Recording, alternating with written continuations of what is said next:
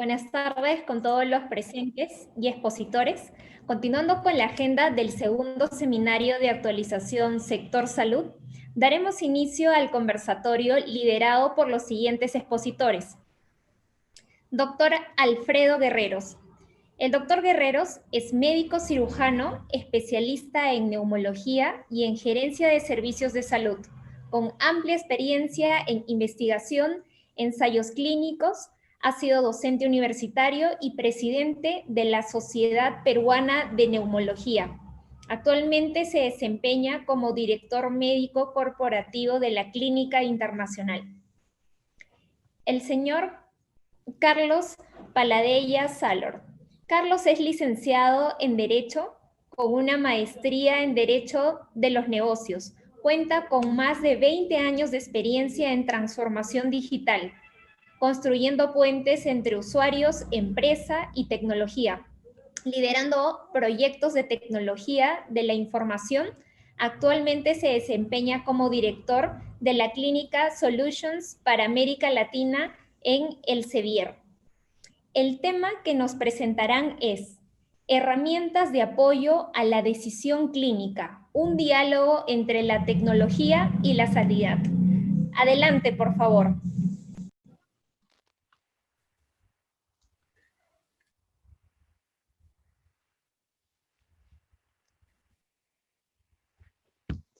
Buenos días a todos, soy Carlos de Paladella del Sevier. Quiero agradecer a la organización de LATAM Business Conference y RIA su amable invitación para este conversatorio con el doctor Alfredo Guerreros, a quien ahora presentaré.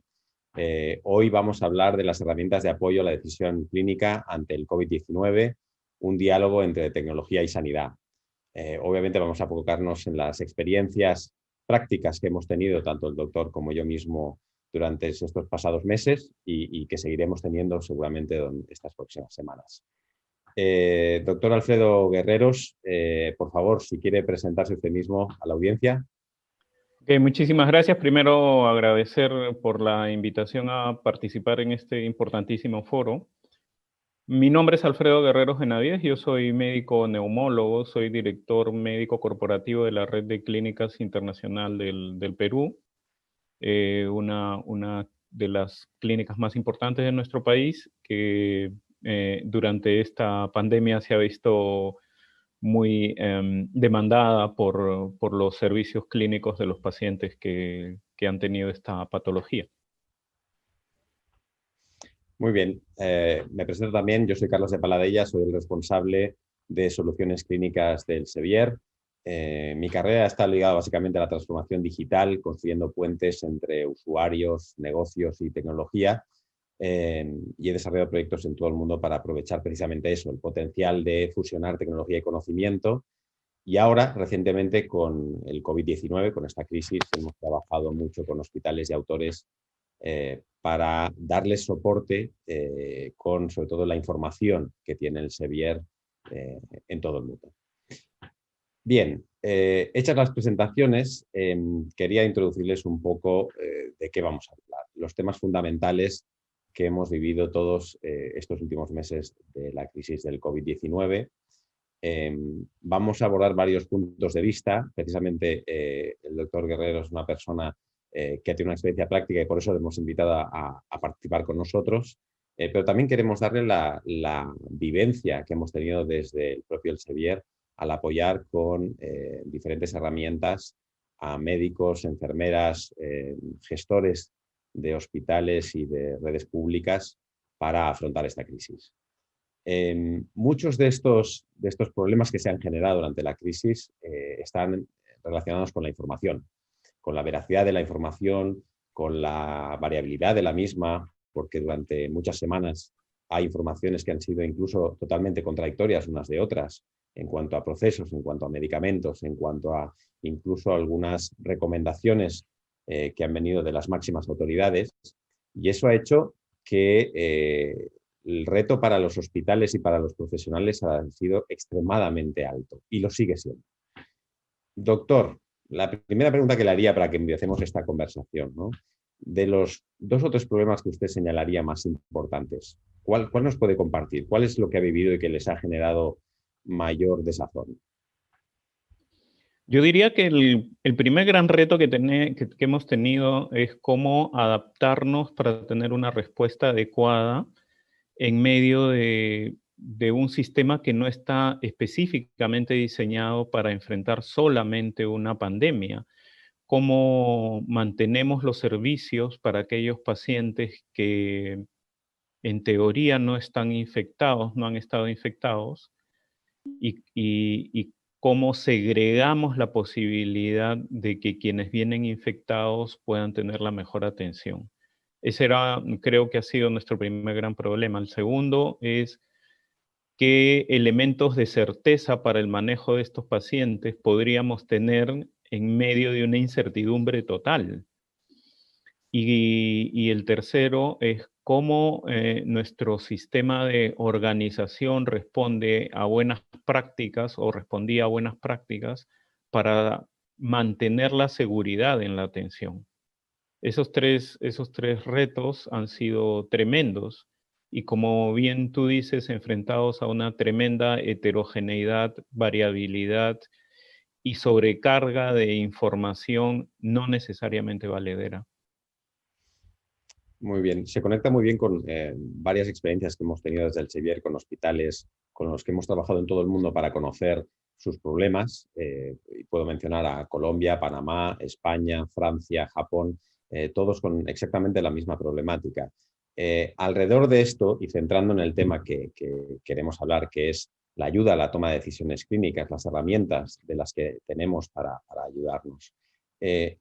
Antes de la pandemia, ¿qué herramientas clínicas utilizaban? ¿Cómo los médicos, enfermeras y el personal están actualizados o cómo se forman durante todos los días de su asistencia clínica? Bueno, nosotros, nuestra clínica tiene un sistema, está acreditada y reacreditada por Joint Commission International y tenemos acceso a una base de datos muy prestigiada. Y a través de ella acceden a información clínica regular. Además, estamos organizados por departamentos clínicos que tienen reuniones regulares y hemos desarrollado algunas guías clínicas y accedemos a esta información. Regularmente esto pasa también en el caso del resto del personal sanitario, por ejemplo, para enfermería. Lamentablemente no todas las patologías, no todas las enfermedades, no todas las condiciones, no todos los problemas médicos están, digamos, estandarizados en sus procesos y en su acercamiento y aproximación al diagnóstico y al manejo. Pero es así como funcionábamos. En esta situación... ¿Perdón? ¿Qué ha cambiado con la crisis? ¿Qué le ha cambiado en este panorama? Primero, que ha cambiado porque hay una gran avidez por conseguir información seria, información respetable, información más o menos homogénea que te conduzca a tener respuestas adecuadas. Y además, que consiga que la provisión de insumos, medicamentos, sistemas de protección sea previsible en cierto modo, ¿no? La demanda cuando las gerencias voltean hacia los médicos y hacia los directores médicos o a los gerentes médicos a preguntarle ¿cuánto te compro de EPPs? ¿Cuántas pruebas te compro? ¿Cuántas drogas para la enfermedad te compro? Es realmente retante, ha sido muy retante decirle qué, cuánto, hasta cuándo y cuáles son los escenarios posibles a los que te vas a enfrentar. Esa variabilidad e incertidumbre ha sido en cierto modo dramática. Hoy día, varios meses después, creo que aprendimos bastante, pero recurrir a información donde ya los sistemas te propongan una organización, te propongan una aproximación del manejo, ha sido crucial. Y ahí algunos sistemas de información como el Sevier o algunos otros que abrieron completamente la información, ha sido bastante bueno. Hay un común denominador que precisamente con un hospital que está cerca de mi ciudad, que es Barcelona, en España, estuvimos hablando, Ya ha mencionado usted varios de los puntos, ¿no? Pero voy a centrarme en algunos. El de variabilidad en el tratamiento fue uno y curiosamente nos explicaban que teniendo dos edificios separados, en un edificio se trataba de una manera y en el otro algo diferente, siendo los mismos profesionales y la misma institución, que había, como usted dice, un déficit en la información de los protocolos a seguir en todo tipo de actuaciones, tanto en urgencias como en ambulatorio, como en planta, también había déficit. Y que había heterogeneidad a la hora de determinar cuáles eran los criterios para muchas de las actuaciones que llevaban a cabo tanto médicos como enfermeras, ¿no? Entonces, dentro de esta gestión que se ha hecho del conocimiento, ¿cuánto cree usted que es importante a la hora de tratar a un paciente, a una persona que tiene delante, tener ese conocimiento previo, tenerlo durante la atención al paciente? ¿Cómo manejan eso? Porque una de las cosas que veíamos mucho es que los canales de comunicación han cambiado. Es decir, los médicos nos comentaban, nosotros llamamos a colegas que son expertos en alguna de las patologías que nos encontramos y que no son las principales a veces, pero que sí que se presentan, o vemos algún tipo de acceso a protocolos que se publican por el gobierno, o por los gobiernos y por las sociedades médicas. ¿Cuáles han sido sus fuentes, además de las fuentes tradicionales como el Sevier y otras editoriales? Pero en el momento de atender al paciente, ¿cómo se nutren de información? ¿Qué buscan? Bueno, nosotros, yo no sé si es casualidad o es, digamos, parte de lo que sucedió. Yo soy neumólogo y lo que establecimos fue un comité que lo llamamos Comité Médico de Crisis y nos reunimos todavía al mediodía todos los días.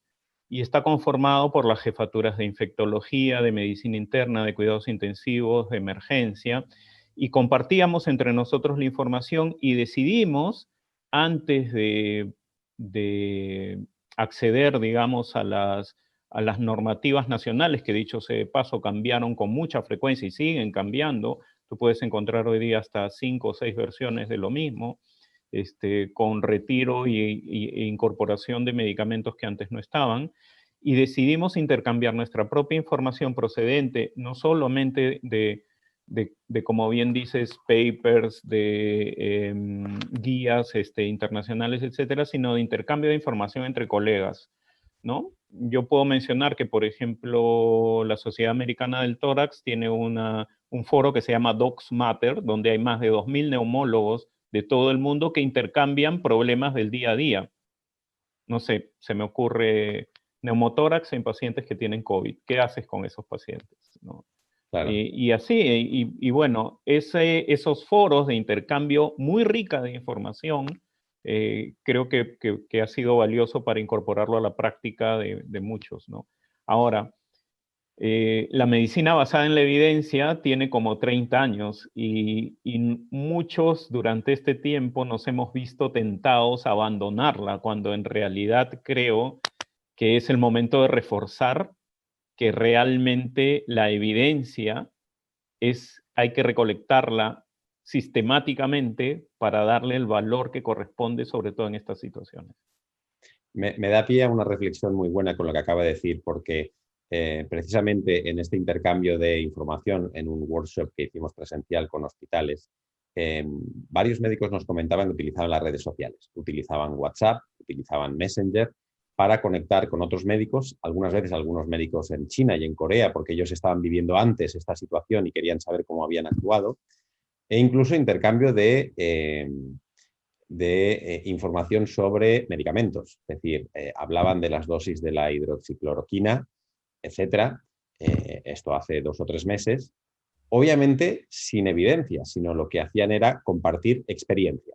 Entonces, usted me ha hecho ahora la reflexión, claro, estuvimos tentados de apartarnos, pero cuando lo ha dicho me ha parecido ver o entrever que lo hacían porque la necesidad es imperiosa y es inmediata, es decir, la evidencia tiene que fluir hacia ustedes de una manera rapidísima.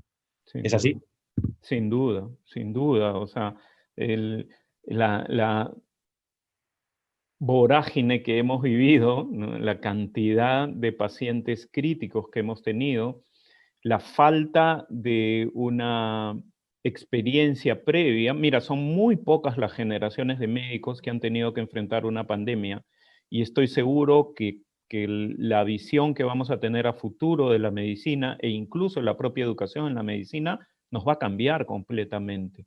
Esa desesperación en algún momento puede llevar ante la avalancha de información no contrastada, no filiada, a tomar decisiones que realmente no sean las adecuadas o no hayan sido las adecuadas. Claro. Una de las cosas y ahora le quiero preguntar sobre esto, sobre la confianza, le voy a preguntar. Una de las cosas que en el Sevier trabajamos mucho en estas soluciones, nosotros, como saben, nos nutrimos de todos los libros, revistas, etcétera, que crea el Sevier, que es una de las editoriales más grandes del mundo, en español y en otros idiomas, pero creamos soluciones para los hospitales. Uno de los puntos más importantes es cómo generamos la confianza sobre el contenido, ¿no?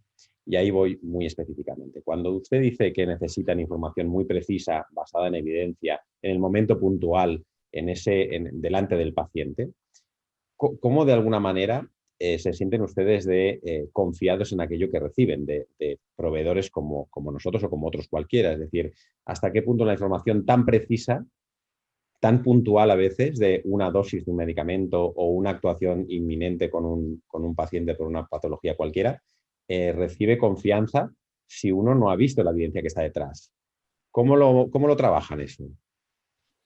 Bueno, nosotros tenemos un comité de auditoría y de calidad que es riguroso en la evaluación de la evidencia. Y hoy, sin duda, de que hay fuentes en las que ya sabemos que podemos confiar absolutamente. El prestigio, la calidad y la revisión constante nos hace sin duda tener la confianza suficiente como para tener la certeza que la información procedente de esas fuentes es realmente seria. Y creo que, y si además estas fuentes están en el idioma que hablamos todos, es mucho más valiosa todavía. Así que en ese sentido creo que incluso tenemos clasificadas nuestras fuentes. Y esa clasificación de dónde viene la información es riquísima, ¿no? Riquísima. Lamentablemente, como bien dijiste anteriormente, esa información se va construyendo en el tiempo. No es una información que la tengas disponible con la certeza suficiente de la noche a la mañana. La hemos ido construyendo. Hoy día, algunos meses después, ya tenemos algunas certidumbres, pero todavía tenemos muchas incertidumbres.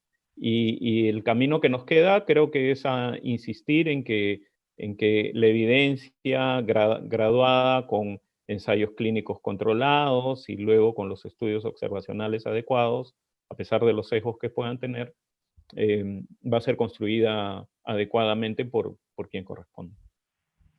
Muy bien, hemos hablado bastante de la información y de la evidencia, pero vamos ahora en la otra parte de este tema, la tecnología. La tecnología es un factor a veces que ayuda y soporta las decisiones y a veces que las complica. Una de las cosas que nosotros trabajamos mucho es con los proveedores de historia clínica o de expediente clínico electrónico. En todo el mundo hay cientos, hay unos más grandes, otros más pequeños, con diferentes funcionalidades, algunas muy desarrolladas y que ayudan realmente a lo que se llama el Clinical Decision Support, a la toma de decisiones clínicas, otras que menos, pero que lo están desarrollando. Entonces, en su experiencia, en su hospital en Perú, ¿qué tecnologías utilizan? Se lo pregunto con una doble intención. Una, que me hable de la historia clínica, cómo la valoran, etcétera, porque hay mucha gente que se queja, muchos médicos, del cansancio de las alertas, de pasar muchas horas metiendo data. Y la otra, hasta qué punto eso le revierte en mayor facilidad a la hora de tratar a un paciente. ¿Cómo lo ven? ¿Cómo lo viven? A ver, yo creo que si algo bueno ha traído la pandemia ha sido la aceleración de algunos cambios, específicamente en mi país respecto a la utilización de los servicios de telesalud, telemedicina, telementoría, historia clínica electrónica, etcétera. Y esto, curiosamente, viene de una necesidad tanto de los pacientes como de los proveedores de salud. en nuestro medio, al principio de la pandemia, el acceso a las consultas, a la atención, ya no de los pacientes con sospecha de COVID, sino también del todo el otro gran grupo de pacientes cuyas patologías no se detienen, no se han detenido en este tiempo, y la necesidad de acceso a cuidados de salud ha sido prácticamente la misma, han buscado alguna manera de solucionar este problema. Y por otro lado, los proveedores, las clínicas, los hospitales, han tenido la necesidad de ajustar su provisión para poder llegar a esos pacientes. Y la legislación se ha tenido que adaptar rápidamente para poder proveerla. Entonces, desde ese punto de vista, más que una decisión electiva, se convirtió en una urgencia y en una necesidad. Y creo que la adaptación en el tiempo ha sido buena y el aprendizaje en el que nos encontramos hoy es también bueno. Nosotros, donde nosotros trabajamos, acá en la clínica, lamentablemente habíamos tenido alguna experiencia frustra de la utilización y de la implementación de una historia clínica electrónica asociada a un sistema core ERP. Hoy día ya lo tenemos y ya tenemos además un sistema de Customer Relationship Management que lo hemos convertido en Patient Relationship Management con la intención de brindarle más servicios a nuestros pacientes e integrar un registro clínico electrónico, que ha sido bien aceptado por los médicos. Su utilización es bien alta, por encima del 98%, sin duda que tiene todavía un largo camino de aprendizaje, y también por los propios pacientes, pero creo que en general en todo el país, en diferentes sistemas de provisión. Yo sé que tanto del sistema público como de privado hemos ido intentando adaptar las tecnologías en favor de estos servicios, utilizando diversos proveedores, ¿no? Está muy bien lo que dice porque me da pie a la siguiente comentario, ¿no? La información para pacientes. Ese es un tema que nosotros trabajamos mucho, ustedes trabajan mucho, pero siempre hay una carencia. Lo que hemos visto durante estas pasadas semanas y meses con el COVID-19 es que nos han dicho tanto enfermeras como médicos que la información a pacientes ha sido escasa, no ha sido del todo comprensiva en cuanto a ayudar a familiares y al propio paciente a cuidarse y a pasar esta enfermedad, y no se le ha dado demasiada atención. ¿Lo ve así o lo ve diferente? Lo veo completamente así. Lo veo completamente así. Yo creo que siempre la educación va a ser insuficiente, por lo menos, ¿no? Siempre creo que a la educación al paciente es insuficiente y esta es, lamentablemente, por los tiempos que disponemos, que cada día son más cortos, y en general por los medios que tradicionalmente hemos utilizado. Y también porque existe, excepto algunas valorables excepciones, como es el caso de ustedes, información en el idioma del paciente, información de educación en el idioma y en la cultura del paciente, ¿no? Cómo llegar a los pacientes con un lenguaje sencillo que sea lo suficientemente claro para explicarle lo que está sucediendo. Además, para explicarle un momento en el que los propios médicos, las enfermeras y el personal sanitario tenemos dudas respecto a eso, ¿no? Nosotros hemos creado, y esta es una creación de los médicos, una app que se llama Salva, que está dedicada solamente a los pacientes para sus problemas del día a día. ¿Qué tienen que hacer cuando tienen a una persona con COVID dentro de la casa? Los pacientes quieren saber cómo lo bañan, si usa un solo baño, qué pasa si solo tengo un cuarto, qué va a pasar con la ropa del paciente, qué le tengo que dar de comer. O sea, preguntas que a veces, lamentablemente, no las tenemos en cuenta porque consideramos que pueden ser banales, pero que desde de cara del paciente son su vida, es su día a día, ¿no? Forman parte de todos queremos la muy bien llamada seguridad de nuestros pacientes, la no comisión de errores o la minimización de los errores clínicos, pero sobre todo que el paciente fuera del hospital, en su casa o con sus familiares, se traten bien y se sigan tratando bien. Y eso es dificilísimo, realmente lo hemos experimentado en todo el mundo. Entonces, Vuelvo un poco allá a la fusión de ambos elementos, tanto lo que es la tecnología como la información. Con usted hemos hablado estos días antes de este conversatorio sobre la importancia de los sistemas, y ya hablo de sistemas que ayudan a la toma de decisiones clínicas, ¿no? Obviamente nosotros trabajamos con algunos sistemas, hablamos de protocolos, hablamos de planes de cuidados enfermeros, etcétera, y tenemos la perspectiva de que sin ellos realmente hoy en día es muy difícil ponerse al día con toda la información y con toda la evidencia.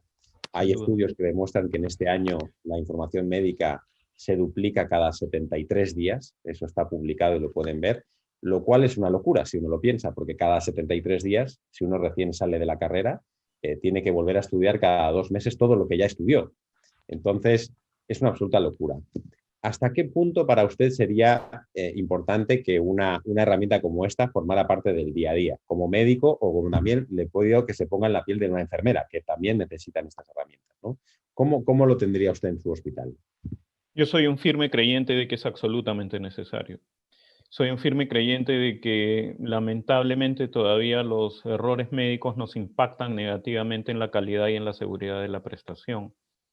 El tener sistemas de ese tipo limita y disminuye la posibilidad de que estos errores se cometan. No, si uno se adapta correctamente, y lo digo ya desde mi visión de médico, de clínico, si uno lo utiliza correctamente para ajustar su juicio clínico adecuadamente, es una herramienta poderosísima. Y el gran beneficiado debería ser el paciente. Y en el caso de enfermería, que son quienes permanecen muchísimo más tiempo al cuidado de los pacientes, a quienes cada día se les exige más en el manejo de su seguridad, creo que también constituye una guía sin duda importantísima para asegurar que la prestación en ese caso es bien importante. Cada día hay mayor demostración de que estos sistemas son útiles, son valiosos y sin duda que son buenísimos. Una de las cosas que quería comentarte, y olvidé de hacerlo en las anteriores, es de que, por ejemplo, en las guías que establecimos nosotros al principio del manejo de este paciente, y dado que nuestro centro de imágenes es muy potente, el manejo de los pacientes con imágenes estandarizadas, y además hoy día sí con protocolos y software donde la inteligencia artificial te ha hecho cambiar la posibilidad de tener diagnósticos precoces y manejos importantes en estos pacientes, ha sido de lo más valioso que hemos tenido, creo. Hoy día, los pacientes que ya han superado pueden venir a ti incluso y decirte: doctor, yo tenía una neumonía que comprometía el 70% de mi pulmón. Eso no sucedía nunca antes ha sucedido. Y eso realmente para mí es revolucionario, ¿no? El tener esta posibilidad de identificación precoz de lesiones que son muy sugestivas, incluso en porcentaje, incluso con índices de severidad, ha sido de las cosas más importantes en el manejo. Y doctor, una cosa que me choca siempre cuando trabajo con ustedes, con hospitales, es no hay una claridad absoluta de quién debe decidir quién va a implementar o qué se va a implementar en un hospital. De hecho, cuando hablamos de la historia o del expediente clínico electrónico, todo el mundo tiene muy claro que es sistemas con la dirección general, pero cuando hablamos de herramientas de ayuda a la toma de decisiones clínicas, desde mi punto de vista, claro, desde nuestro punto de vista, parecería que siempre debiera ser el director médico, porque para él y la directora de enfermería también. ¿Cómo cree que debería ser? ¿Quién debe decidir estas herramientas para implementarlas? Yo creo que debe ser siempre el director, el gerente médico, quien tiene la responsabilidad de convencer a su gerente de tecnología de que este sistema es el que verdaderamente le agrega valor a la implementación de un sistema de este tipo. Realmente le agrega valor, lo hace diferente. Y le agrega valor no solo desde el punto de vista de la prestación para el paciente, sino de la adherencia del propio personal sanitario a la historia clínica electrónica. Siempre creo que es una lucha, siempre creo que es un camino del convencimiento, de que al final va a ser conveniente para la organización desde el punto de vista de la prestación y desde el punto de vista de la rentabilidad. Sí, no, lo ha dicho perfectamente. Es decir, el hecho de implementar un nuevo sistema se hace porque el sistema va a dar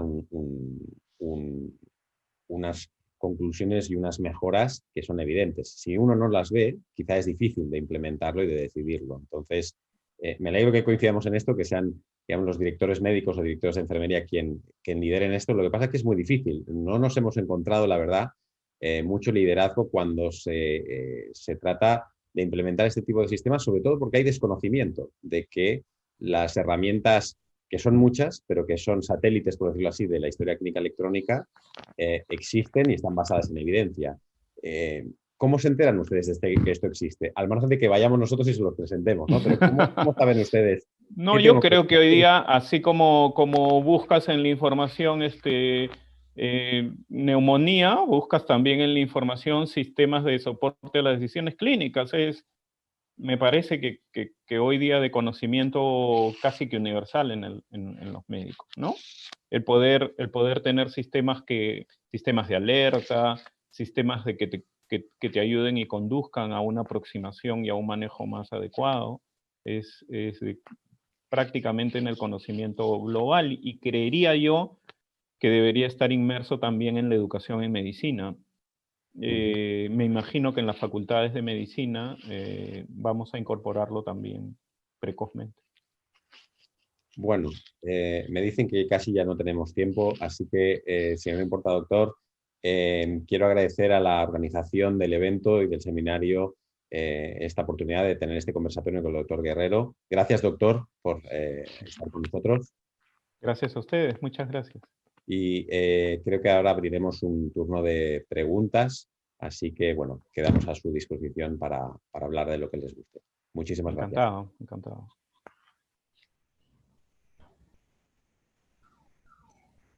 Excelente ponencia, estimados expositores. La verdad que nos hemos quedado fascinados con toda la información. Gracias por ello. Y bueno, vamos a continuar con las preguntas del público.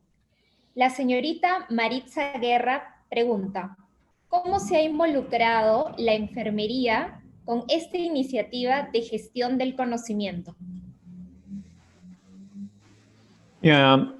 Bueno, ¿empiezo yo, Carlos? Sí, por favor. Okay. Nosotros en estos últimos años, hemos creado dentro de la clínica, la enfermería como una subdirección. De hecho, la organización tradicional en jefaturas las cambiamos por gestoras, dependiendo de las áreas donde ellas laboran. Y creo que el involucramiento de enfermería con los nuevos sistemas es muy, muy importante. De hecho, la implementación de planes de cuidado, que es un tema que tenemos pendiente de incorporación, es un reclamo permanente del personal de enfermería, y yo creería de que cada día más es una necesidad urgente de implementación. Yo diría que enfermería es una de las áreas más importantes para poder darle más valor todavía a este sistema de decisiones clínicas del conocimiento. Desde mi punto de vista, los proyectos que hemos hecho en todas partes, sea Latinoamérica, sea el resto del mundo, la enfermería son grandes líderes de estos proyectos. Son incluso más líderes que los médicos, tengo que decirlo, porque gracias a ellas y ellos se hacen mucho más fáciles y se desarrollan con mucha más rapidez. Con lo cual, la enfermería, diría, es un punto de referencia fundamental del hospital, es quien hace avanzar estos proyectos más que los médicos, y es a veces quien ayuda a que haya cierta pasión y motor de verdad por parte del hospital, no solamente por parte de la gente que presenta proyectos de esa calidad, pero son grandes motores. Encantado de trabajar con ellos siempre. Excelente, gracias por las respuestas. Tenemos como segunda pregunta, Pedro Linares nos dice, ¿cómo avanzar en estos procesos de adoptar herramientas de soporte de la decisión clínica? ¿Quién debe liderar estos procesos?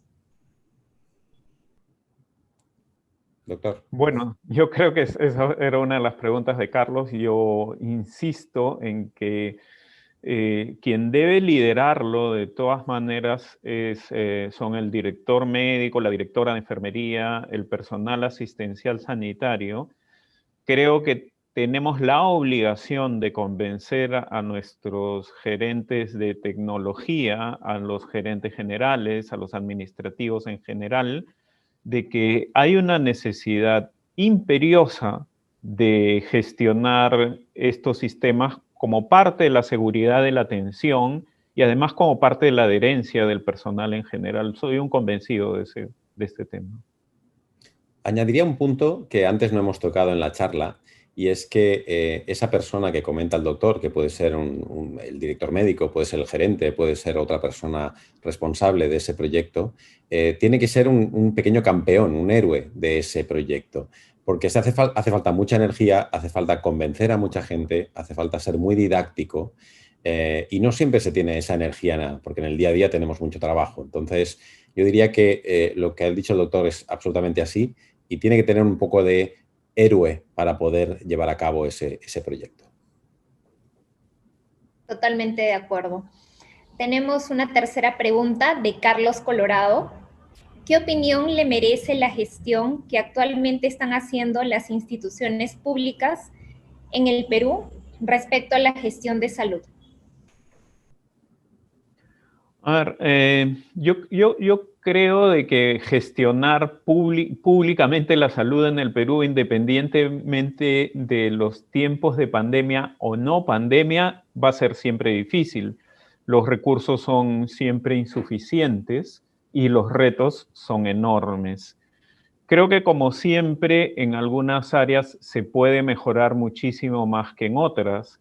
Por ejemplo, creería de que deberíamos impulsar muchísimo más la posibilidad de tener teleconsulta, telesalud, medicina a distancia desde hace un buen tiempo. Y creo que también deberíamos hacer el esfuerzo porque la disponibilidad de los sistemas de información y del soporte a las decisiones clínicas esté al alcance de mucho más personal sanitario en el país. Creo que hoy día es muchísimo más fácil de lo que era hace un par de años y sería mucho más costo eficiente también, sin duda. Por añadir algo, pero que no es solamente del Perú, que es de las experiencias que tenemos con muchos países que tienen sistema público y privado, y el mío propio, que es en España, donde el sistema público es muy mayoritario.